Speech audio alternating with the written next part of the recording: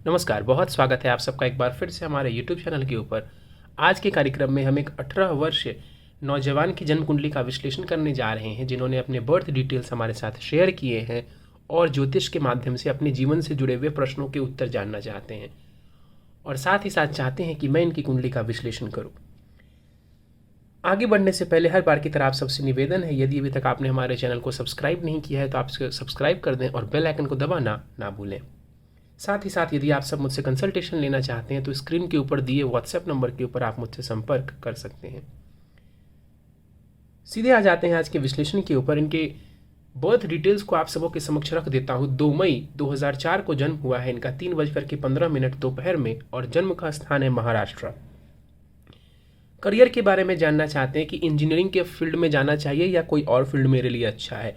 धन के बारे में पूछते हैं कि आने वाले समय में मेरा फाइनेंस कैसा रहने वाला है। नेक्स्ट ईयर ये कॉम्पिटिटिव एग्ज़ाम देंगे अपना, तो उसके लिए भी जानना चाहते हैं कि नेक्स्ट ईयर मेरे लिए कैसा रहने वाला है और आने वाली दशा के बारे में भी ये जानना चाहते हैं। यही इनके कुछ सवाल हैं जिन सवालों के उत्तर हम आखिर में देंगे। इनकी पत्रिका के ऊपर चलते हैं। पहले सिंह लगन की इनकी कुंडली बनती है। 5 नंबर से इनकी कुंडली प्रारंभ हो रही है। सिंह लगन एवं कन्या राशि की कुंडली इस जातक की बन जाती है। इस कुंडली को अगर मोटा मोटा मैं बोलूँ तो नॉलेज के लिए ये कुंडली बढ़िया नज़र आ रही है। जिसकी भी ये कुंडली है वो व्यक्ति नॉलेजेबल होगा, ऐसा दिखता है। थोड़ी डोमिनेटिंग पर्सनालिटी हो सकती है कि अपने हिसाब से काम करने की आदत जिसको कहते हैं, ये दिखता है चार्ट में। निर्णय लेने में थोड़ा समय लगा सकते हैं। कोई निर्णय लेना हो तो ले ज़रूर लेंगे, ऐसा नहीं है कि निर्णय नहीं ले पाएंगे, लेकिन उस निर्णय को लेने में थोड़ा समय लगा सकते हैं, डिले लगा सकते हैं। भाग्य का सपोर्ट कुंडली में दिखता है। लाइफ में अच्छा स्टेटस रहे, इसकी भी संभावना कुंडली में नजर आती है। अब चलते हैं सीधे इनकी लगन के ऊपर और समझते हैं एक एक करके हम ग्रहों को। देखिए यहाँ पर समझे तो लगन में बृहस्पति बैठा हुआ है वक्री होकर के, और लग्नेश जाकर के भाग्य भाव में बैठे हुए। बहुत जबरदस्त स्थिति है यहाँ पर ग्रहों की। लगन में देवगुरु बृहस्पति का आकर के बैठना सिंह लगन में, ये ज्ञान के लिए बहुत ज़्यादा बढ़िया है। आने वाले समय में आप देखेंगे कि ये आपके संतान से जुड़े मामलों में भी आपको सहायता देगा, मतलब खुशियां देगा। तो बृहस्पति यहाँ पर लगन में आकर के बैठा हुआ है, ये ज्ञान के लिए, संतान के लिए बढ़िया माना जाएगा। यहाँ से बैठ करके देवगुरु बृहस्पति 5वीं दृष्टि से शिक्षा भाव को देखेंगे, बढ़िया है आपकी शिक्षा के लिए। विवाह भाव के ऊपर गुरु की दृष्टि वैवाहिक जीवन के लिए बढ़िया है। वहीं बृहस्पति भाग्य भाव को देखेगा तो भाग्य को भी बढ़ाने वाला होगा। तो देवगुरु बृहस्पति की स्थिति यहाँ पर बढ़िया है। और लग्नेश सूर्य के ऊपर भी गुरु का प्रभाव है, यानी लगन लग्नेश दोनों के ऊपर बृहस्पति का प्रभाव है। इसी को देख के मैंने कहा था कि जिसकी भी कुंडली है ये जातक नॉलेजेबल होगा। चंद्रमा के ऊपर चलते हैं। चंद्रमा कुंडली के दूसरे भाव में आपका विराजमान है बुध एवं मंगल से ये दृष्ट है। चंद्रमा ज्ञान भी है इसके पास बुध का, और मंगल की वजह से थोड़ी उग्रता भी है इस चंद्रमा में। चंद्रमा यहाँ पर दूसरे भाव में बैठे हुए, अपने धन का ध्यान रखिए, क्योंकि ये चंद्रमा खर्च भाव के स्वामी ग्रह बनते हैं। तो मेनली मुझे ये कहना चाहिए कि पैसा तो जरूर आएगा, लेकिन जो सेविंग वाला फैक्टर है ना, उसमें उतार चढ़ाव की स्थिति देखने को मिल सकती है। यानी कि 100 रुपये आपके पास आए, वो आ रहे हैं, लेकिन अगर आप 50 रुपये सेव करना चाह रहे हो तो एक वक्त के बाद वो खर्च हो जा रहे हैं। तो यहाँ पे आपको मेनली फोकस करके चलना है। बाकी चंद्रमा की स्थिति बढ़िया नजर आ रही है, उसमें कहीं कोई समस्या नहीं है। अगर आपने अपने खर्चों के ऊपर कंट्रोल रखा तो यही चंद्रमा आपके लिए बढ़िया परिणाम दे रहे हैं। केतु के ऊपर चलते हैं। केतु कुंडली के तीसरे भाव में बैठे हुए हैं, और यहाँ पर बैठ करके केतु डेफिनेटली मेहनत पराक्रम के लिए बढ़िया है, क्योंकि क्रूर ग्रह है। यहाँ पर बैठ करके आपको लाभ देने वाले होंगे। एफर्ट्स लगाने के लिए ये केतु कहेगा कि जीवन में आप मेहनत करो, एफर्ट्स लगाओ, और वहीं से ये केतु आपको लाभ देगा। बुध के ऊपर चलते हैं। बुध यहाँ पर 27 डिग्री के साथ मीन राशि में बैठे हुए हैं। अब हमको पता है कि मीन राशि में जो बुध देव होते हैं वो नीच के हो जाते हैं। क्या नीचता भंग हो रही है? बिल्कुल। यहाँ पर मैं बता दूं आपको कि बुध की नीचता बिल्कुल भंग हो रही है, इसमें कहीं कोई परेशानी नहीं है। तो नीच की होने की वजह से कोई परेशानी नजर नहीं आती है। यहाँ पर बुध को समझें तो बुध दूसरे भाव को देख रहे हैं, तो ये धन तो देंगे। मैंने तभी कहा था कि धन तो आएगा, आप चिंता सेविंग की करिए, आप ध्यान खर्चों का रखिए। तो यहाँ पर बुध पैसा देने वाला होगा, उसमें कहीं कोई परेशानी मुझे नजर नहीं आती है। जहाँ तक नीच होने का सवाल है, यहाँ पर इसकी नीचता 100% भंग होती हुई नजर आ रही है। आगे बढ़ जाते हैं, कुंडली के भाग्य भाव की तरफ चलते हैं। सूर्य राहु यहाँ पर भाग्य भाव में बैठे हुए। देखिए सूर्य राहु की युति ये ग्रहण एवं पितृदोष का निर्माण करती है। नवम भाव में बन रहा है, ये ग्रहण भी है और पितृदोष भी है। देखो मैं ये नहीं बोलूंगा यहाँ पर कि सूर्य कमजोर हो गया, क्योंकि उच्च का है तो कमजोर तो नहीं हुआ है ये सूर्य, लेकिन ये हम यहाँ कह सकते हैं कि ग्रहण फिर भी लग रहा है। प्रभाव भले कम ज्यादा रहे लेकिन ग्रहण फिर भी लग रहा है यहाँ पर। तो कंफ्यूज मत रहिए, अपना जो करना चाहते हैं उस काम को करिए, एक मन से करिए। और यहाँ जो सूर्य बैठे हुए हैं, आप देखेंगे कि लाइफ में ना धीरे धीरे जा करके इस ग्रहण का जो प्रभाव है वो जब कम होगा तो डेफिनेटली ये आपको और भी ज्यादा तरक्की देगा। फ्यूचर में जैसे जैसे इस ग्रहण का प्रभाव कमेगा, क्योंकि होता क्या है कि जब ग्रह मैच्योर कर जाते हैं तो उसका जो नेगेटिव प्रभाव है ना वो कम हो जाता है। तो जब इस ग्रहण का प्रभाव कम होगा तब आपको बहुत ज्यादा लाभ देखने को मिलेगा। हाँ, यहाँ सूर्य बैठे हुए हैं, भाग्य में कोई कमी नहीं मिलेगी आपको। आने वाले समय में आप सरकारी नौकरी वगैरह के लिए भी ट्राई कर सकते हैं और आपको करना भी चाहिए, लेकिन ग्रहण का और पितृदोष का डेफिनेटली प्रभाव लाइफ के ऊपर आएगा। राहु के ऊपर चलते हैं। राहु यहाँ पर देखें तो सूर्य के साथ बैठे हुए हैं, वही ग्रहण लगा रहे हैं यहाँ पर। तो भाग्य में उतार चढ़ाव जरूर होगा लेकिन भाग्य साथ जरूर देगा। मैं बार बार कह रहा हूं, भाग्य साथ जरूर देगा, उसमें कहीं कोई दो राय नहीं है, और अच्छे से साथ देगा। यहां से बैठ करके आपके राहु लगन को भी देखेंगे, पंचम को भी देखेंगे। कंफ्यूजन, थोड़ी बहुत कंफ्यूजन की स्थिति ये राहु देने वाला होगा। ये राहु आपको इंटेलिजेंट बना रहा है, खराब नहीं है ये राहु। मैं फिर से समझा दूं, राहु हमेशा खराब नहीं होता है। ये राहु अच्छा है, बुरा नहीं है, लेकिन अब राहु साथ बैठा है तो मजबूरी में बोलना ही पड़ेगा कि ये ग्रहण लगा रहा है। तो इस राहु से भयभीत होने की आवश्यकता नहीं है। शुक्र के ऊपर चले, दसम भाव में शुक्र बैठे हुए हैं। पता है हमें कि केंद्र में अगर शुक्र स्वग्रही बैठ जाए तो इसको हम मालव्य महापुरुष योग की संज्ञा देते हैं। कहां पे बैठे हैं? दसम भाव में, यानी कि करियर के लिए ये बहुत अच्छा है। मालव्य योग मेरे करियर के लिए बहुत अच्छा है। जिनकी भी ये कुंडली है उनके करियर के लिए यहाँ पर जो शुक्र की स्थिति है वो बढ़िया है। क्या फायदा होगा?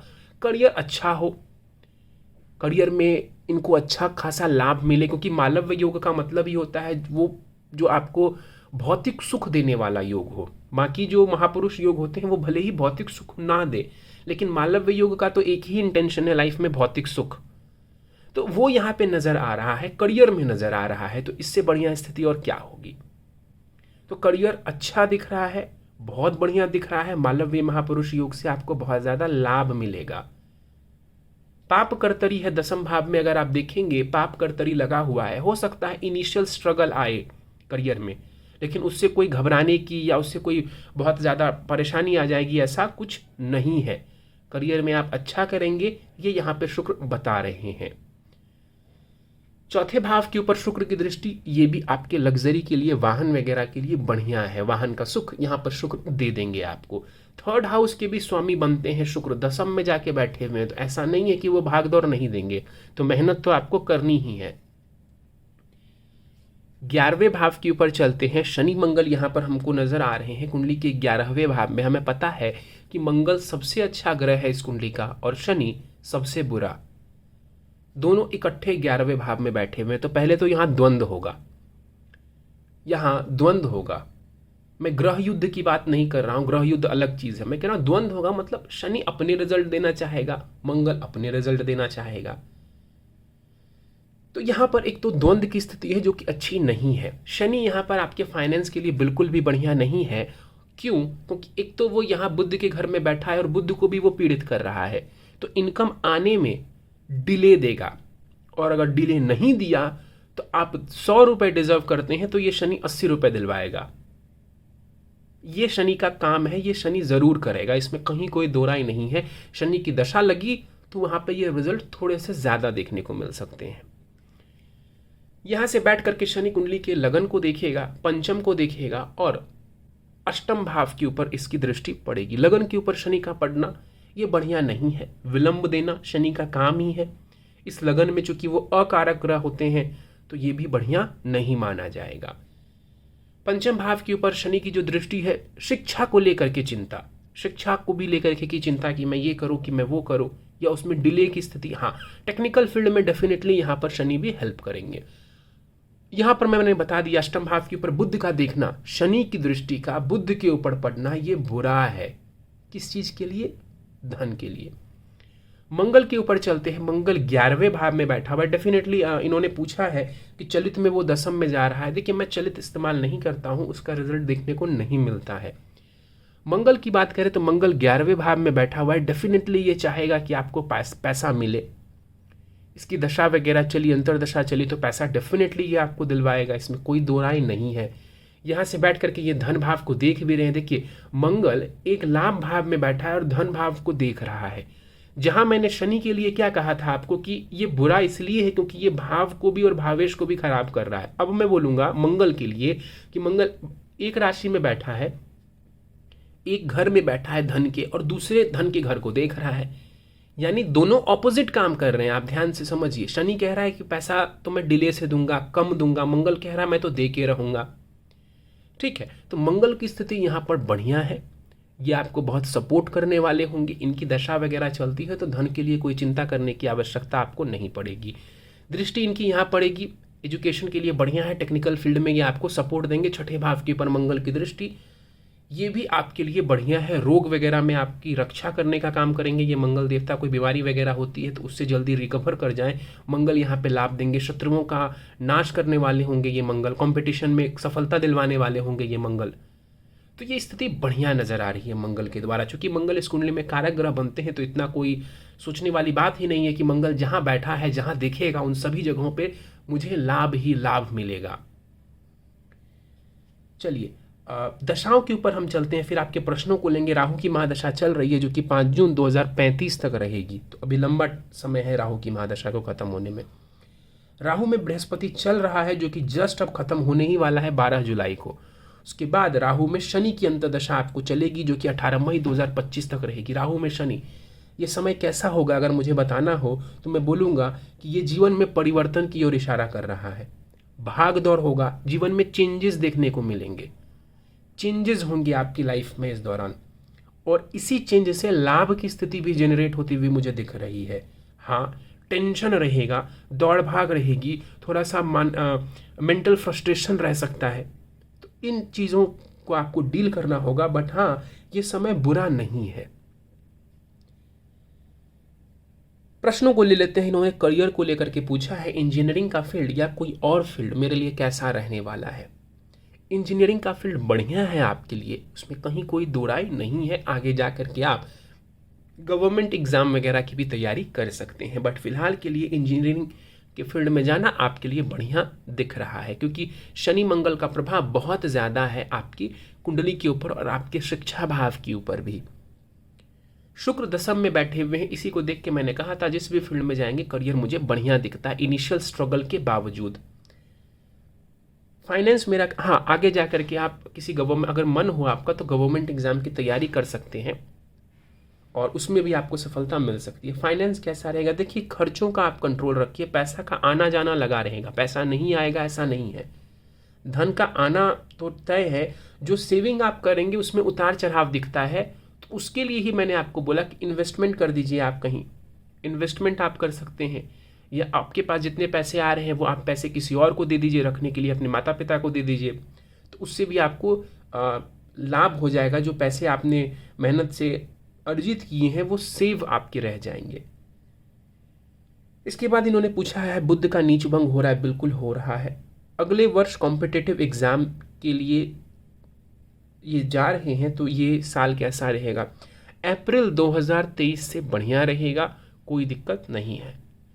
ठीक है, नेक्स्ट ईयर अप्रैल से मुझे समय बढ़िया दिख रहा है, वहाँ से आपके लिए टाइम बढ़िया है। ये साल थोड़ा ज़रूर टफ रह सकता है, लेकिन नेक्स्ट ईयर ज़्यादा बेटर मुझे दिख रहा है। चलिए, आगे आने वाले समय में ज़्यादा बेटर करियर रहेगा। इनिशियली थोड़ी परेशानी आ सकती है, मैंने पहले भी कहा है, फिर से ही मैं आपको इस बात को रिपीट कर देता हूँ। कुछ उपाय मैं आपको दे देता हूँ। महामृत्युंजय का जाप आप कर सकते हैं, अपने से करना है, कोई बड़ी परेशानी के लिए नहीं दे रहा हूँ, अपने से करिए। राहु का पीरियड चल रहा है, 108 बार प्रतिदिन करिए, लाभ रहेगा। नॉनवेज से दूरी बनाइए। वैसे तो मुझे उम्मीद है आप नहीं खाते होंगे, लेकिन फिर भी उसको अगर खाते हैं तो कम, बहुत कम कर दीजिए या तो बंद कर दीजिए। सूर्य को नित्य जल चढ़ाइए, ज़रूरी है आपके लिए, ये बहुत ज़रूरी है। सूर्य को नित्य अर्घ दीजिए। सूर्योदय से पहले उठिए या सूर्योदय तक सोए मत रहिए। आदित्य हृदय स्तोत्र का पाठ करिए। ये उपाय जो मैंने अभी दिया आपको, ये लाइफ टाइम के लिए है। सूर्य को जल देना और आदित्य हृदय का पाठ करना। हनुमान चालीसा, हनुमान जी की पूजा उपासना से आपको हमेशा ही लाभ होगा। सिंपल सा उपाय है, इन उपायों को करिए। फिलहाल किसी रत्न की आपको आवश्यकता नहीं है, ठीक है। तो फिलहाल किसी रत्न को धारण करने की बहुत ज़्यादा आवश्यकता नहीं है, बस यही सरल उपाय हैं। इन्हीं उपायों को करिए, थोड़ा समय निकाल करके, ज़्यादा टाइम नहीं लगेगा। इन्हीं उपायों से आपको जीवन में बहुत ज़्यादा लाभ देखने को मिल जाएगा। करियर बढ़िया है, एजुकेशन भी ठीक दिख रहा है, इंजीनियरिंग करियर में जाना चाहते हैं वो भी बढ़िया दिख रहा है। तो करियर आपका ओवरऑल बढ़िया दिख रहा है, जो कि अच्छी चीज़ है। चलिए तो दोस्तों, ये था इस 18 वर्ष नौजवान की जन्म कुंडली का विश्लेषण। उम्मीद है आपको हमारा ये कार्यक्रम पसंद आया होगा। कार्यक्रम पसंद आया तो आप इस वीडियो को लाइक कर दीजिए। ऐसे और वीडियोस देखने के लिए आप हमारे चैनल को सब्सक्राइब कर सकते हैं और बेल आइकन को दबाना ना भूलें। कंसल्टेशन लेना चाहते हैं तो स्क्रीन के ऊपर दिए गए व्हाट्सएप नंबर के ऊपर आप मुझसे संपर्क कर सकते हैं। इस वीडियो में फ़िलहाल इतना ही। आपका बहुत बहुत धन्यवाद।